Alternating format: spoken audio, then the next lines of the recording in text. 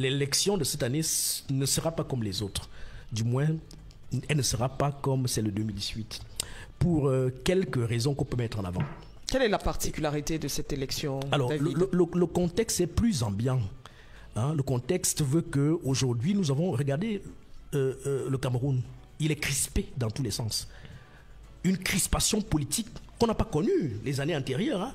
Interrogez le contexte. Vous verrez très bien qu'il y a une crispation politique extrêmement forte aujourd'hui. Et donc, on dirait que les Camerounais sont comme dans une bouteille et ils attendent un petit déclic pour créer le déclic. Et à côté de cela, et c'est d'ailleurs mis en lien, il n'y a que l'hégémon camerounais, donc celui qui fait et défait tout dans notre système, et je le rappelais ici, n'a plus la même vitalité. Qu'on le veuille ou pas, ce n'est pas lui manquer du respect, ou alors, je ne sais pas trop, faire insulte à son âge de patriarche, mais il faut reconnaître que le président de la République aujourd'hui est fatigué. Il est fatigué. Et les informations que les uns et les autres ont, et que nous avons également, font état de ce que même ses plus proches collaborateurs, qui tiennent parfois des discours qu'ils ne peuvent pas assumer dans des salons feutrés, mais par souci de préserver leur strapontin, ils disent autre chose dans les espaces publics. Eux-mêmes reconnaissent en aparté que le président de la République est fatigué. Mais parce qu'ils sont dans une machine, ils sont obligés d'en appeler à ce qu'ils se représentent. Ils sont appelés de dire à Hu et à Dia que c'est lui leur champion, parce que le contexte et le système les leur imposent. Donc nous comprenons parfaitement. Mais la réalité, et là je peux le dire en ma qualité d'analyste libre, je ne suis affilié à aucun parti politique, je crois que cet argument-là pèse aujourd'hui et fait que même les Camerounais qui connaissent un peu les us, les protocoles auxquels le président les a souvent soumis, on connaît un peu, c'est-à-dire que la maman au village peut te dire que le président a l'habitude de faire ci, de faire ça, et ainsi de suite. Pendant tout ce septennat qui vient de s'écouler, on n'a pas beaucoup vu, on n'a pas beaucoup entendu le président. Cela renvoie un message à la grande masse parfois silencieuse qui se dit, qui a tiré ses conclusions et qui se dit, le monsieur n'est plus là, il est peut-être temps d'opérer un choix décisif. Et à quoi renvoie l'appellation de Cameroun aujourd'hui? Qu'est-ce que ça signifie être Cameroun aujourd'hui? Je crois que d'autres peuples se sont posés toutes ces questions-là et ont fini par s'affranchir de ces appellations coloniales. Le Burkina Faso, par exemple, oui. Vous savez, aujourd'hui, c'est la terre des hommes intègres. C'était la Haute-Volta, il me semble.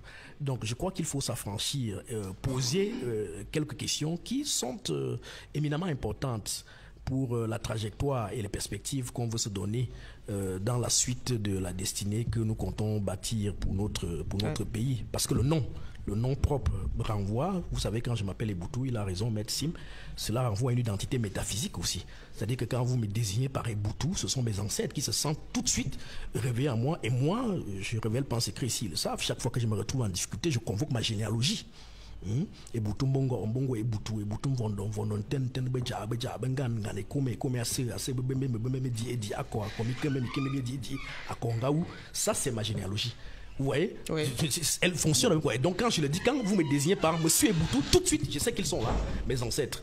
Alors il faudrait que quand on dit Cameroun, qu'on se sente tout de suite et là destiné par un sentiment qui nous habite tous. Peut-être aussi, c'est la preuve aujourd'hui, le désordre qu'on voit aujourd'hui, l'incurie générale dans laquelle on est plongé aujourd'hui, c'est parce que peut-être certains compatriotes ne se reconnaissent pas en le Cameroun que nous avons en commun aujourd'hui. Peut-être que ça fera partie du projet du futur président de la République du Cameroun. Je pense que les accords franco-germano-douala, on les appelait comme ça, ce n'étaient pas des accords avec le Cameroun, parce qu'à l'époque on n'a pas le Cameroun, c'était des accords germano-douala, ont été signés, c'était des accords léonins, vous savez. Vous avez raison, qui ont abouti à la mort de l'un de nos premiers héros, mort pour la patrie, mort pour ses terres. Mais je pense qu'au-delà de l'événement, je pense toujours que pourquoi est-ce qu'on nous appelle même Cameroun aujourd'hui? Posons les bonnes questions. Je pense que Coco est mon homonyme.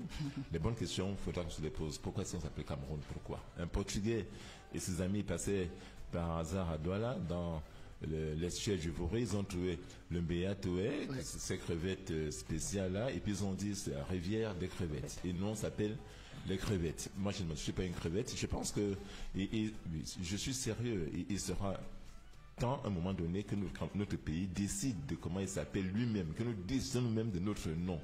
Il a été donné par un pur hasard, par des gens qui étaient de passage.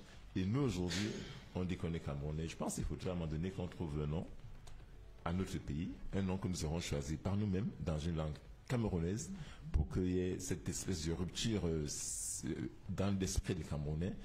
Je le pense. Et je pense que ça viendra en rupture avec ces fameux accords. C'est des choses qu'il faut penser à faire. Elles ont l'air petites, mais je dis pour moi, c'est la symbolique essentielle d'un pays, c'est son nom. Même un être humain, Eboutou ne s'appelle pas Eboutou par hasard, si ce n'est pas par hasard. Voilà. Donc nous avons des noms qui nous sont donnés et qui sont porteurs de quelque chose de spécial et de spirituel à nous. Voilà, je tenais à le dire et rendre hommage à Mangabel, Douala et tous ses amis, Gossodine, et après eux, à tous ceux qui sont morts pour que notre pays soit aujourd'hui là où il est. Merci, merci de l'invitation. Je pense que on a toujours parlé au téléphone. Le téléphone, je suis content de vous avoir tous. Voilà. Merci, Maître Emmanuel Sim, de votre présence. Docteur Louis-Marie Cacdeux est avec nous également, enseignant, mais surtout vice-président du SDF. Bonjour. Bonjour, Marie-Flore. Bienvenue à Yaoundé. Merci. Nous avons été accueillis par le froid de Yaoundé. Ah, vous voyez que nous sommes bien ici, même si le froid refroidit aussi quelquefois nos activités. Disons que en ce 12 juillet, ce qui m'interpelle particulièrement, c'est qu'il y a 2 siècles, le Cameroun était un comptoir commercial. 2 siècles plus tard, aujourd'hui, le 12 juillet 2025, le Cameroun est toujours un comptoir commercial. Et c'est ce qui doit nous interpeller et ce qui doit pour nous faire l'objet de la rupture que nous attendons cette année, notamment le 12 octobre prochain. Il faudrait que nous sortions de ce passé commercial pour bâtir un pays pour l'épanouissement des Camerounais et faire en sorte que nous puissions commencer à être un pays normal. Vous voyez-vous, aujourd'hui, notre économie est entièrement extravertie. La production locale a été entièrement détruite. Quand M. Biya arrivait au pouvoir, il y avait des bribes d'industrie, il y avait environ 188 entreprises, grandes entreprises au Cameroun qui produisaient. Nous étions sur le chemin de l'émergence. Aujourd'hui, le 12 juillet 2025, je regarde la loi de finances, on n'a plus que 36 entreprises, avec d'autres entreprises créées entre-temps. M. Biya a tout fermé pour nous mettre entièrement à l'exportation, à l'importation massive même des denrées alimentaires, même de l'eau que nous consommons, même des cuidants. Et donc, il est venu le temps que nous mettions fin à ça et que le Cameroun jouisse de ses ressources. Nous sommes l'un des rares pays au monde à avoir toutes les zones agroécologiques. Dieu nous a tout donné, nous avons tout ce qu'il faut pour décoller, mais il faut un leadership. Et c'est de ça que moi, je me propose de discuter aujourd'hui et de proposer une offre alternative au Cameroun. Puisque le corps électoral a donc été convoqué pour le 12 octobre. Une question d'heure. Et nous le savions déjà que ça devait avoir lieu forcément hier, puisque hier, l'ambassadeur de France a accordé une interview au Cameroun, à Balafon, notamment dans le cadre de la fête nationale de la France. Nous, on a cette habitude désormais d'ouvrir un peu, de comprendre un peu les interactions entre le Cameroun et d'autres, et ses partenaires, notamment l'Espagne, la Grande-Bretagne, les États-Unis et les autres, le Maroc, l'Afrique du Sud. Donc c'est dans ce contexte-là, justement, qu'on évoquait ces élections à venir. D'ailleurs, vous écouterez un extrait des questions posées par Marie-Flore Massana, puisque l'interview vous l'aura en intégralité demain à 19h en simulcast, radio, télé et nos réseaux sociaux en même temps. Alors justement, hier, c'était le jour le plus attendu. D'abord parce que il y a eu un fait très peu habituel.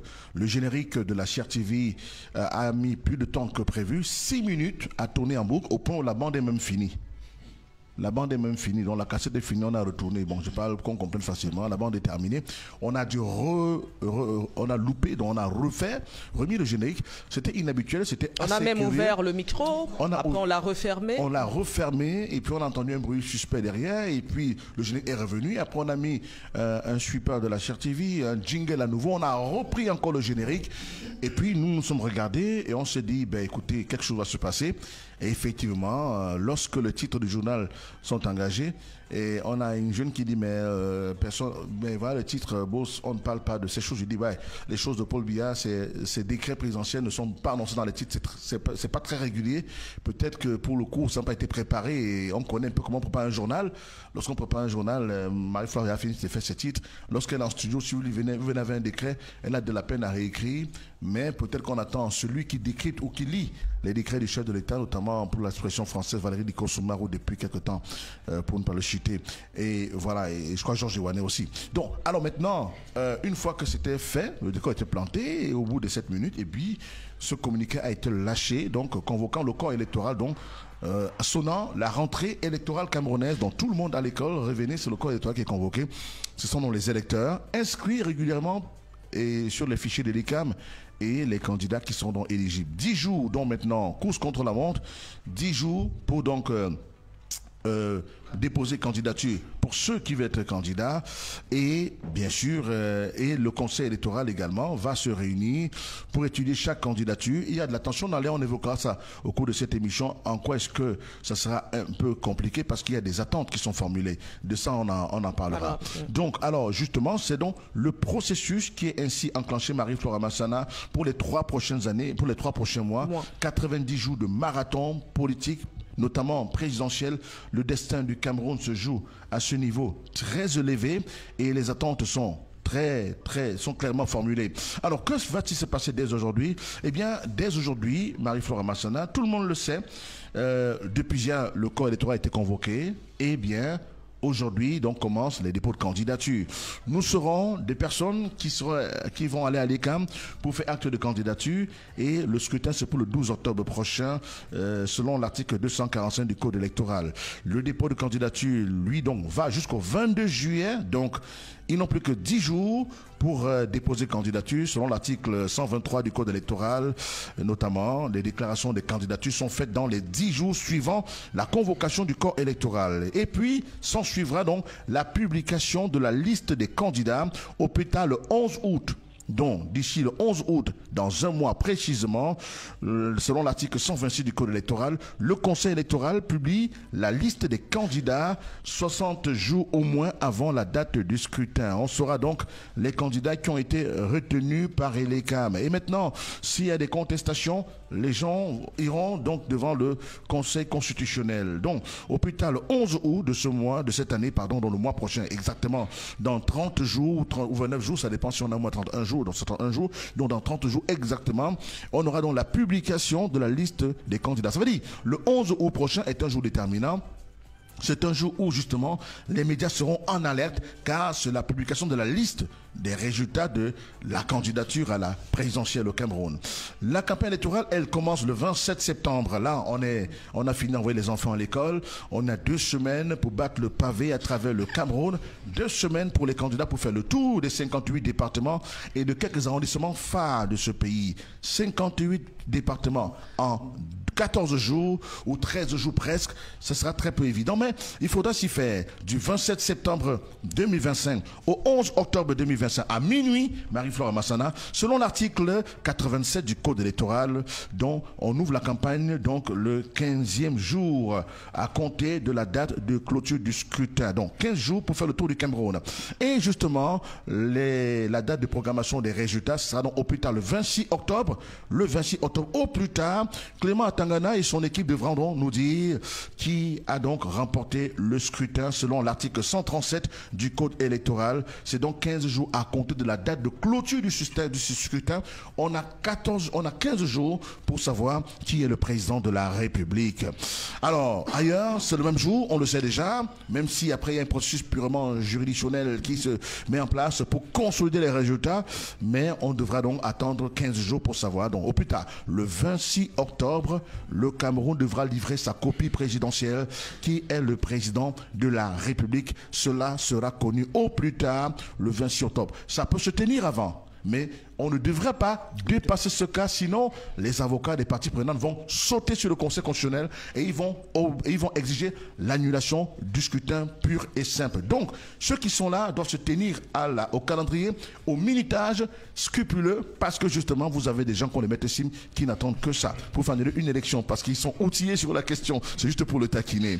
Et bien sûr, l'entrée en fonction du président de la République, c'est au plus tard le 9 novembre 2025. Donc, au plus tard, le 9 novembre, le président devra prêter serment et rentrer en fonction. C'est donc au plus tard 15 jours encore, on est dans les 15, les quinzaines, au plus tard 15 jours à compter de la proclamation du résultat, article 140 du Code électoral, eh bien, quelqu'un devra lever la main et dire « Adou Sosoué ». Ce quelqu'un sera-t-il celui qui nous a habitués à ça depuis déjà 7 élections et on sera peut-être à la 8e? Est-ce qu'on aura une nouvelle main levée? Wait and see. De toutes les façons, le corps électoral a été convoqué hier par le président de la République, Maître Emmanuel Sim.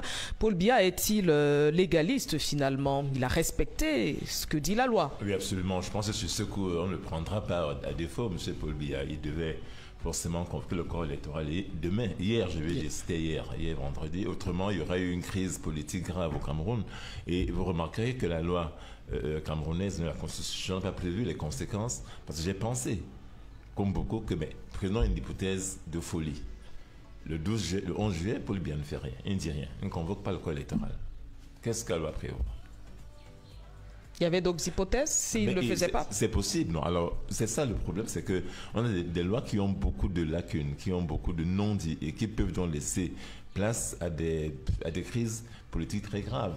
Quand on dit que nous avons de très bonnes lois au Cameroun, je dis toujours, on a de bonnes lois, pas de très bonnes lois. Parce qu'on fait toujours comme si tout a été prévu. Rien n'est prévu dans l'hypothèse où le président ne convoquait pas le corps électoral. Voilà. Donc je pense qu'il l'a fait, cela est bien.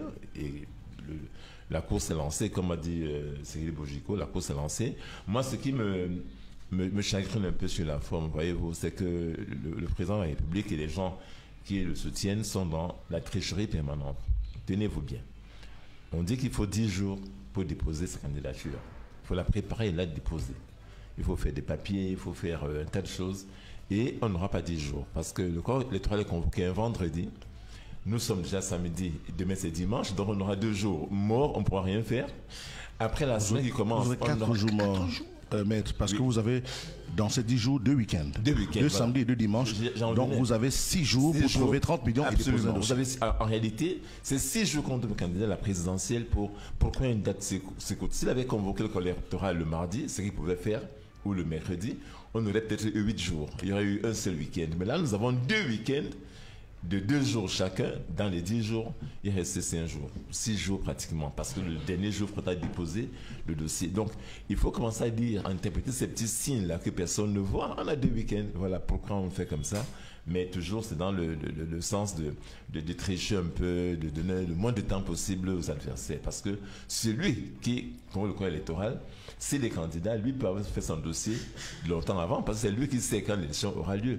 D'où la nécessité, je pense, Cameroun aujourd'hui. Est-ce que ce n'est pas le cas pour les autres aussi, les autres postulants à ce fauteuil présidentiel, de se préparer et ça, mais je pense que ce serait bien, comme dans ce pays, qu'on puisse, comme dans d'autres pays, avoir la date à laquelle on voit l'élection 1 an, 2 ans, 3 ans avant. Mais c'était connu avant. Non, c'est pas connu avant. Vous savez, le président de la République a des délais dans lesquels la loi le cantonne. On dit de 90 jours au plus, 15 jours au moins. Donc, il peut, dans ce délai, avoir le choix de convoquer plus tôt ou plus tard. Moi, je pense qu'il faut qu'il y ait des délais fermes, connus. En espérant qu'il n'y ait pas un sous-préfet qui soit là en congé pendant ce temps-ci.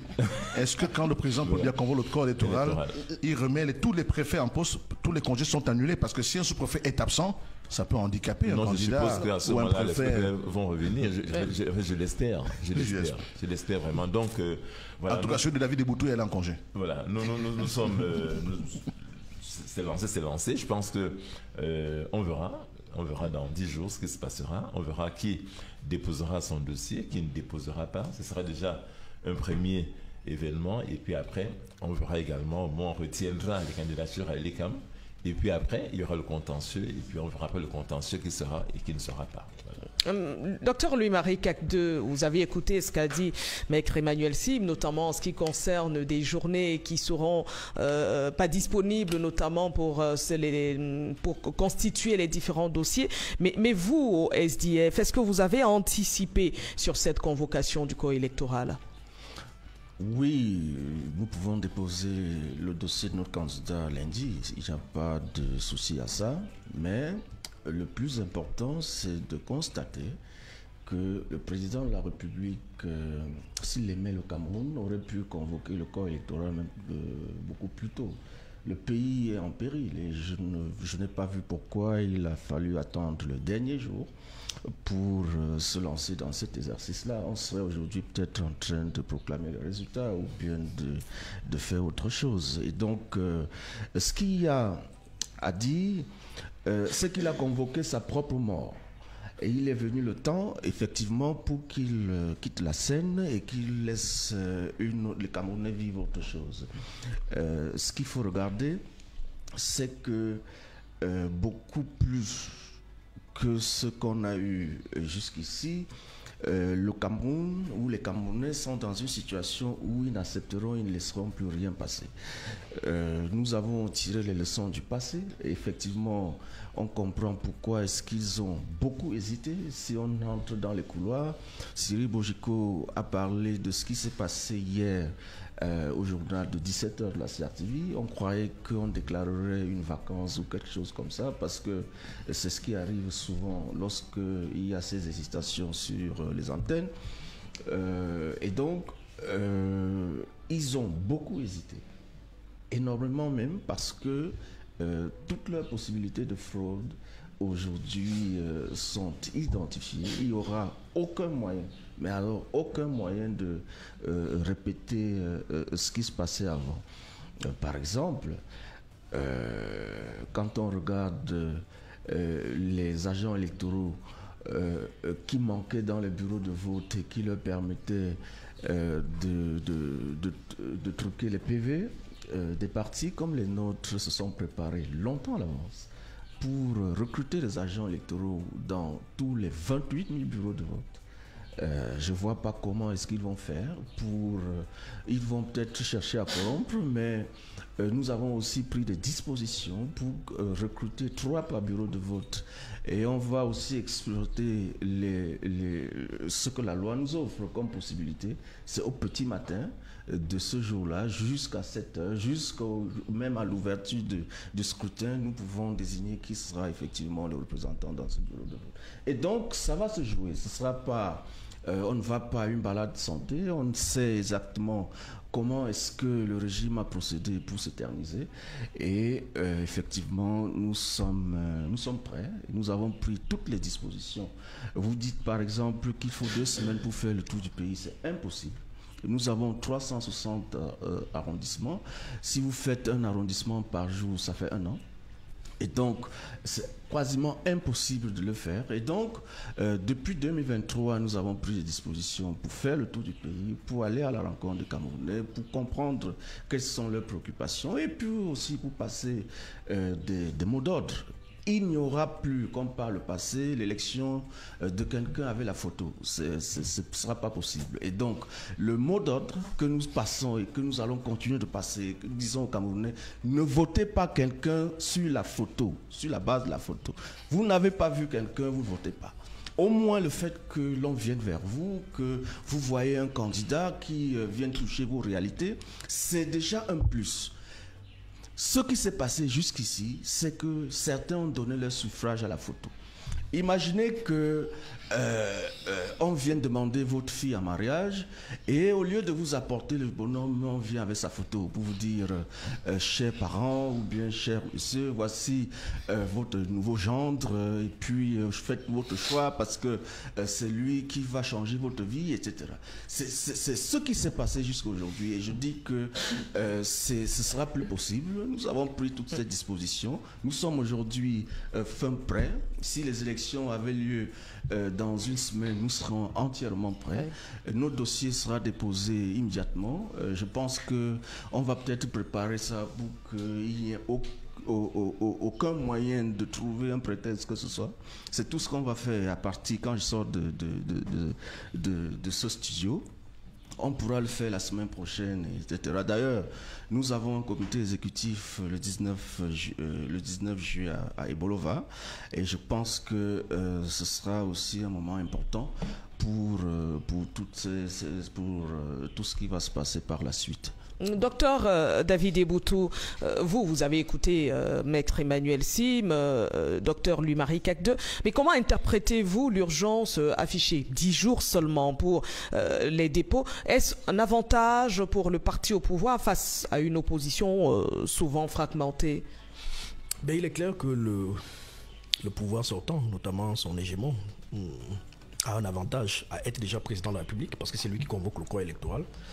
Donc c'est fort d'un certain nombre de calculs qui sont à dessein qu'il a choisi ce jour-là pour le faire exactement parce qu'il savait que dans notre environnement où ça se sursure beaucoup, ou alors ça s'est beaucoup sursuré ces derniers temps sur son éventuelle ou pas candidature à la présidentielle, et vu le contexte également, il savait très bien que ça pourrait prendre certaines candidatures à court.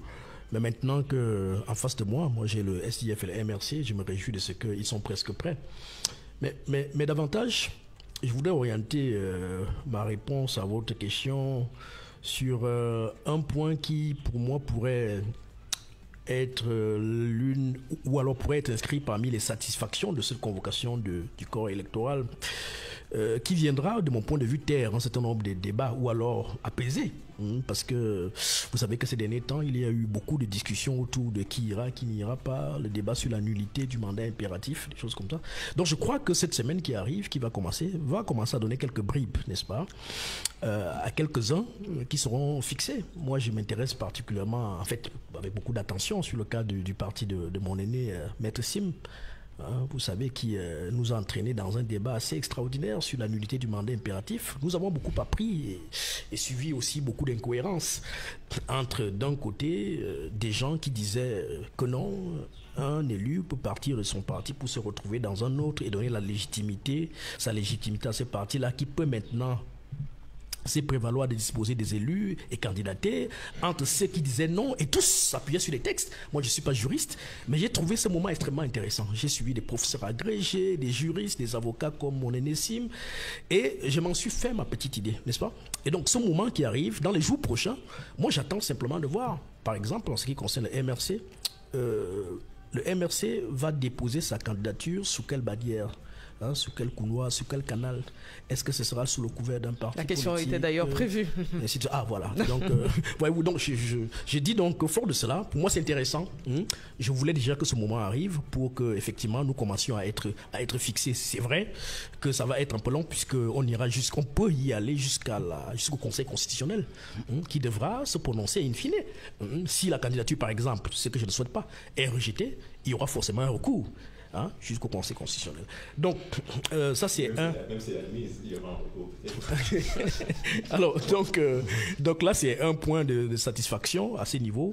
Et puis oui, pour la suite, je suis d'accord avec Louis-Marie qui rappelait tantôt que cela arrive dans un contexte aussi, il ne faut pas l'ignorer, parce que c'est ce qui fait quand même la différence. Et je suis d'accord avec ceux qui pensent que l'élection de cette année ne sera pas comme les autres. Du moins, elle ne sera pas comme celle de 2018, pour quelques raisons qu'on peut mettre en avant.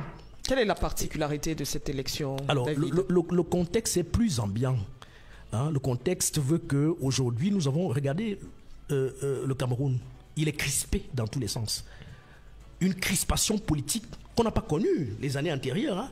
Interrogez le contexte. Vous verrez très bien qu'il y a une crispation politique extrêmement forte aujourd'hui. Et donc, on dirait que les Camerounais sont comme dans une bouteille et ils attendent un petit déclic pour créer le déclic. Et à côté de cela, et c'est d'ailleurs mis en lien, il n'y a que l'hégémon camerounais, donc celui qui fait et défait tout dans notre système, et je le rappelais ici, n'a plus la même vitalité. Qu'on le veuille ou pas, ce n'est pas lui manquer du respect ou alors, je ne sais pas trop,